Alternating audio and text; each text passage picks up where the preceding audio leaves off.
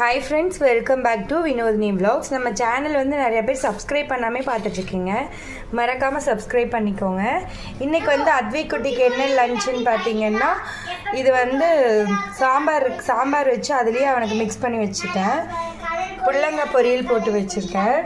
அப்புறம் பார்த்தீங்கன்னா ஸ்நாக்ஸுக்கு முட்டை பிஸ்கெட்டும் சீடை கடலைப்பருப்பி வச்சுருக்கேன். இன்னொரு ஸ்நாக்ஸுக்கு பார்த்தீங்கன்னா ஆப்பிள் வச்சுருக்கேன்.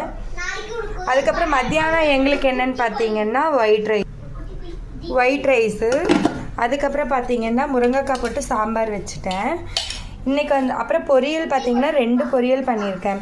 புடலங்காய் பொரியலும் வெண்டைக்காய் பொரியலும் பண்ணியிருக்கேன். இந்த வாரம் 2-3 ஃபங்க்ஷன் இருக்குங்களா, அதனால் சரி காயெல்லாம் வீணாக போயிருமே அப்படின்னு சொல்லிட்டு 2 பொரியல் பண்ணிட்டேன். வெண்டைக்காய் பொரியலும் புடலங்காய் பொரியலும் பண்ணிட்டேன். வாரம் எங்கள் மாமனார் தான் காய் வாங்கி கொடுப்பாங்க. அங்கே வந்து அவங்க வீட்டுக்கு பக்கத்தில் காய் வண்டி வருங்களா, அதனால் வாங்கி கொடுத்துருவாங்க காய். அதுக்கப்புறம் பார்த்தீங்கன்னா ரசம். காலையில் வந்து சாப்பிட்றதுக்கு இட்லி ஊற்றிருக்கேன்.